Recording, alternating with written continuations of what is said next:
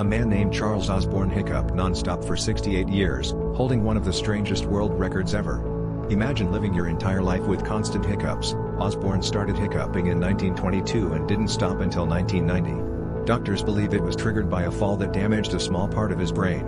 Despite trying numerous remedies, nothing worked. He hiccuped an estimated 430 million times during this period. His story is a testament to human resilience and the bizarre ways our bodies can defy explanation. Who knew a simple hiccup could turn into a decades-long ordeal?